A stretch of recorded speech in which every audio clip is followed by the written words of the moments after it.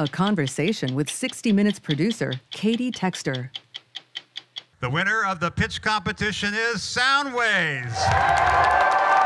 Come on up. This week on 60 Minutes, we did a story about Steve Case's effort to bring jobs back to towns where most venture capitalists don't go. It's an investment fund called Rise of the Rest, and he raised about $150 million to invest in companies across the country, but primarily in Middle America. Right now, 75% of venture capital goes to 3 states, California, New York, and Massachusetts. Most of the venture capital is on the coast, not in the middle of the country, and we just have to change that. We went and saw one of his investments, and it's an investment called App Harvest, and it's run by a Kentucky native named Jonathan Webb in Pikeville, Kentucky. App Harvest is using the most efficient technologies on the market, and we're deploying them here in Eastern Kentucky, and we're going to build some of America's largest greenhouses. Pikeville, Kentucky is a coal town that's now struggling economically because those coal jobs are disappearing fast. Over half of adults have just stopped looking for a job. They've completely given up, and in some cases struggle with drug addiction. Raise your hands if you know somebody who's had an opioid addiction or an overdose. Wow. I think opioids there touch everyone. That's what we learned from the high school students we talked to, and it certainly is an epidemic there.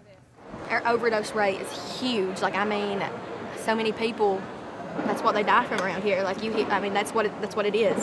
And like, you can't completely blame it on them either, because in all reality, some of these people, like, if there wasn't drugs, like, they would literally be doing nothing. They're just bored.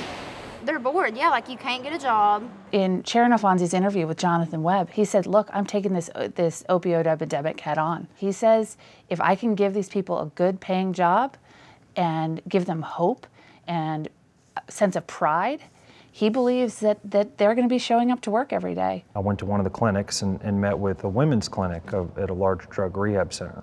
And the story I heard time and again from these women was just a lack of opportunity. Mm-hmm. And so we've committed to, as people get out of that program, we'll take them on as entry-level employees in our greenhouse, and hopefully we can upskill them. You'll take people who recovered from the epidemic and have them work. Absolutely. You could go talk to the gentleman that has that large drug rehab center, and he'll tell you, you can't build rehab center after rehab center. Mm-hmm. We've got to have a robust economy where people can enter into, feel like they're a part of something, have purpose. For this story, we spoke with J.D. Vance, the author of the New York Times best-selling book, Hillbilly Elegy, which is his story of growing up in poverty and experiencing the drug addiction of his mother. I read somewhere somebody called the opioid epidemic an epidemic of despair, of folks who don't necessarily have a whole lot of hope or a sense of optimism. And it's not the case that a majority of people are despairing, but I do think that jobs have left, there's family instability, family trauma. That stuff can definitely take it out of a community, and when that happens, people are a little bit more susceptible to addiction. J.D. Vance is now a partner in the Rise of the Rest Fund with Steve Case. And Sharyn Alfonsi asked about the risk of relying on a population that has had an opioid problem. Yeah.